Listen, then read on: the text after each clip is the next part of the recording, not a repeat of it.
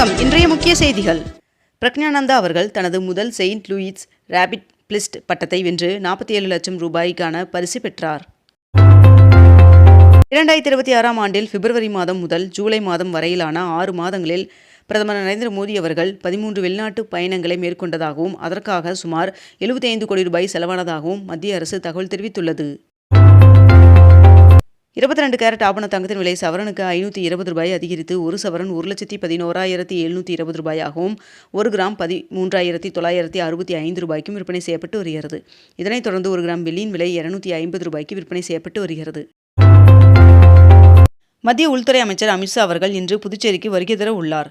இதன் காரணமாக பாதுகாப்பு பணியில் 1000 போலீசார் மற்றும் மத்திய ரிசர்வ் படையினர் ஈடுபடுத்தப்பட்டுள்ளனர். அமெரிக்க அதிபர் டொனால்ட் ட்ரம்ப் அவர்கள் சில குறிப்பிட்ட பிரிவுகளில் அமெரிக்காவில் பிறக்கும் குழந்தைகளுக்கு தானாக குடியுரிமை வழங்குவதை தடுக்கும் உத்தரவில் கையெழுத்திட்டுள்ளார் என்று தகவல் வெளியாகியுள்ளது. சூரியனின் மேற்பரப்பை இதுவரை இல்லாத அளவிற்கு மிக தெளிவாக காட்டும் புதிய படங்கள் வெளியிடப்பட்டுள்ளது. முதல்வரும் நடிகருமான விஜய் அவர்களிடம் இருந்து விவாகரத்து கோரி தொடரப்பட்ட வழக்கை அவரது மனைவி சங்கீதா அவர்கள் வாபஸ் பெற்றார். புதுச்சேரியில் திடக்கழிவு மேலாண்மை புகார்களை உடனுக்குடன் தீர்க்க உள்ளாட்சித்துறை புதிய வாட்ஸ்அப் குறைதீர்ப்பு சேவையை அறிமுகப்படுத்தியுள்ளது. ரஷ்யாவில் தங்கத்தை விட மதிப்புமிக்க அரிய கனிமம் கண்டுபிடிக்கப்பட்டுள்ளது. 2026ஆம் ஆண்டின் ஜூலை மாதத்தில் இந்தியாவில் இதுவரை இல்லாத அளவிற்கு அதிகமான மின்சார வாகனங்கள் விற்பனை செய்யப்பட்டுள்ளதாக தகவல் வெளியாகியுள்ளது.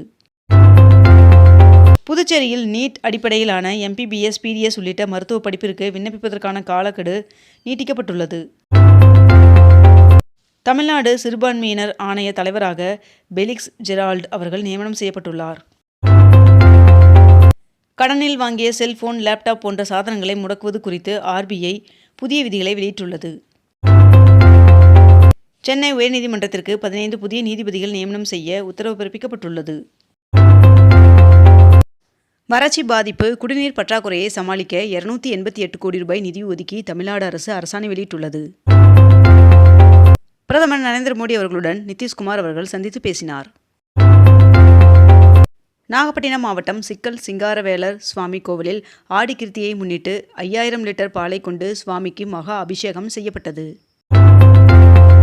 காவிரி உரிமையை விட்டுக் கொடுக்க மாட்டோம் என்றும் மேகதாது அணை விவகாரத்தை சட்டப்படி அணுகுவதில் அரசு உறுதியாக உள்ளது என்றும் முதலமைச்சர் விஜய் அவர்கள் சட்டமன்றத்தில் தெரிவித்துள்ளார். TCS, இன்ஃபோசிஸ் போன்ற முன்னணி IT நிறுவனங்கள் மீண்டும் வளாக தேர்வுகள் மூலம் ஆட்களை தேர்வு செய்ய தொடங்கியுள்ளன. ஒன்றிய உள்துறை அமைச்சர் அமித்ஷா அவர்களின் வருகையை முன்னிட்டு புதுச்சேரியில் ட்ரோன்கள் பறக்க தடை விதிக்கப்பட்டுள்ளது.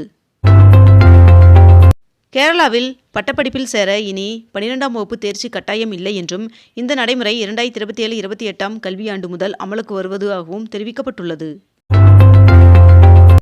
வங்கக்கடலில் குறைந்த காற்றழுத்த தாழ்வு பகுதி உருவாக வாய்ப்புள்ளதாக வானிலை மையம் தகவல் தெரிவித்துள்ளது.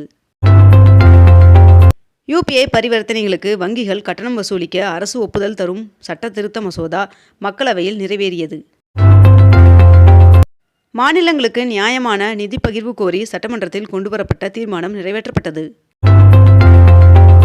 இஸ்ரேல் பிரதமர் பெஞ்சமின் நெதன்யாகு அவர்கள் நேற்று பிரதமர் நரேந்திர மோடி அவர்களை தொலைபேசியில் தொடர்பு கொண்டு பேசினார். அடுத்த ஆண்டு முதல் இந்தியாவில் முதல் முறையாக பாலிமர் எனப்படும் பிளாஸ்டிக் ரூபாய் நோட்டுகளை அறிமுகப்படுத்த ரிசர்வ் வங்கி திட்டமிட்டுள்ளதாக தகவல் வெளியாகியுள்ளது. சென்னை தாம்பரம் மாநகராட்சிக்குட்பட்ட விஷ்ணு நகரில் 91 லட்சம் ரூபாய் மதிப்பில் புதிய மூங்கில் பூங்கா அமைக்கும் பணிகள் தொடங்கப்பட்டுள்ளதாக தகவல் வெளியாகியுள்ளது. அக்னி 4 பாலிஸ்டிக் ஏவுகணையை இந்தியா வெற்றிகரமாக சோதனை செய்தது. தமிழகத்தில் இன்று நீலகிரி, கோவை மற்றும் திருப்பூர் ஆகிய மாவட்டங்களில் ஒரு சில இடங்களில் கனமழை பெய்ய வாய்ப்புள்ளதாக வானிலை மையம் தகவல் தெரிவித்துள்ளது. சென்னை கிளாம்பாக்கம் உள்ளிட்ட பகுதிகளில் இருந்து இன்று முதல் 3 நாட்களுக்கு 1805 சிறப்பு பேருந்துகள் இயக்கப்பட உள்ளதாக தெரிவிக்கப்பட்டுள்ளது. இந்திய எரிசக்தி பரிவர்த்தனையின் மின்சார அளவு சுமார் 8% உயர்ந்துள்ளது. தொகுதி மறுவரையறை தொடர்பாக ஆலோசிக்க தமிழ்நாடு MPக்களுக்கு முதலமைச்சர் விஜய் அவர்கள் அழைப்பு விடுத்துள்ளார். இலங்கை கடற்படையால் கைது செய்யப்பட்டுள்ள 11 மீனவர்களை விடுவிக்க நடவடிக்கை கோரி ஒன்றிய வெளியுறவுத்துறை அமைச்சர் ஜெய்சங்கர் அவர்களுக்கு முதலமைச்சர் விஜய் அவர்கள் கடிதம் எழுதியுள்ளார். கோதாவரி காவிரி குண்டாறு இணைப்பு திட்டம் தொடர்பாக பிரதமர் நரேந்திர மோடி அவர்களுக்கு முதலமைச்சர் விஜய் அவர்கள் கடிதம் எழுதியுள்ளார். மேட்டூர் அணையின் நீர்மட்டம் மாலை 4 மணி நிலவரப்படி 76.18 அடியாக உயர்ந்துள்ளது. தமிழக பட்ஜெட்டில் பிற்படுத்தப்பட்டோர் கல்விக்கு 372 கோடி ரூபாய் நிதி ஒதுக்கீடு செய்யப்பட்டுள்ளதாக தெரிவிக்கப்பட்டுள்ளது. சிவகங்கையில் 18ஆம் நூற்றாண்டை சேர்ந்த கல்வெட்டு கண்டுபிடிக்கப்பட்டுள்ளது. தவேக அரசின் முதல் வேளாண் நிதிநிலை அறிக்கையை அமைச்சர் வினோத் அவர்கள் சட்டப்பேரவையில் தாக்கல் செய்தார். 22 கோடியில் 57,000 மெட்ரிக் டன் வெங்காய சேமிப்பு கிடங்குகள் அமைக்கப்பட உள்ளதாக தெரிவிக்கப்பட்டுள்ளது. பிரதமரின் பயிர் காப்பீட்டு திட்டத்திற்கு மாநில அரசின் பங்காக 648 கோடி ரூபாய் நிதி ஒதுக்கீடு செய்யப்பட்டுள்ளதாக தெரிவிக்கப்பட்டுள்ளது. விவசாயிகளுக்கான இலவச மின்சாரத்திற்காக 7,432 கோடி ரூபாய் ஒதுக்கீடு செய்யப்பட்டுள்ளதாக வேளாண் பட்ஜெட்டில் அறிவிக்கப்பட்டுள்ளது. பருத்தி உற்பத்தியை பெருக்கிட பருத்தி மறுமலர்ச்சி இயக்கத்திற்கு 27.21 கோடி ரூபாய் ஒதுக்கீடு செய்யப்பட்டுள்ளதாக தெரிவிக்கப்பட்டுள்ளது. தமிழகத்தில் வேளாண் காடுகள் திட்டத்தை செயல்படுத்த 17 கோடி ரூபாய் ஒதுக்கீடு செய்யப்பட்டுள்ளதாக வேளாண் பட்ஜெட்டில் அறிவிக்கப்பட்டுள்ளது. வெற்றி இல்லத்தரசி வீட்டு தோட்டத்திற்கு 10 கோடி ரூபாய் ஒதுக்கீடு செய்யப்பட்டுள்ளதாக அறிவிக்கப்பட்டுள்ளது. மத்திய அமைச்சரவை செயலாளர் டி.வி. சோமநாதன் அவர்களின் பதவிக்காலம் மேலும் ஓராண்டிற்கு நீட்டிக்கப்பட்டுள்ளது. தவேக அரசின் தலைமையில் 2026-27 நிதியாண்டிற்கான முதல் பட்ஜெட் தாக்கல் செய்யப்பட்டது. தொகுதி மறுவரையறை மற்றும் மகளிர் இட ஒதுக்கீடு மசோதாக்களை நிறைவேற்ற பாஜக அரசு திட்டமிட்டுள்ளதாக தகவல் வெளியாகியுள்ளது. மத்திய அரசு நீட் யூஜி தேர்வை கணினி வழியில் நடத்துவது குறித்து பரிசீலித்து வருவதாக உச்சநீதிமன்றத்தில் தெரிவிக்கப்பட்டுள்ளது. டிஜிட்டல் வங்கி பதிவுகளை சட்டப்பூர்வ ஆதாரமாக அங்கீகரிக்கும் மசோதாவை மக்களவையில் நிறைவேற்றப்பட்டது.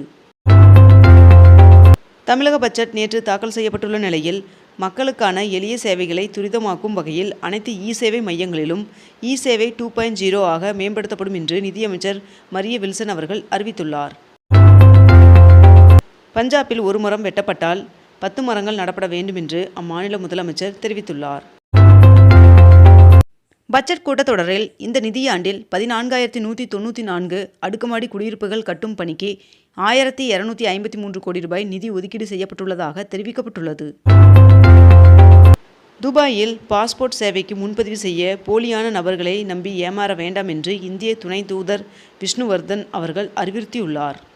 இத்துடன் இன்றைய தலைப்புச் செய்திகள் நிறைவடைந்தன. மேலும் இதுபோன்ற அண்மை தகவல்களை உடனுக்குடன் தெரிந்து கொள்ள அக்னிபூ சேனலை சப்ஸ்கிரைப் செய்து கொண்டு தொடர்ந்து இணைந்திருங்கள். நன்றி, வணக்கம்.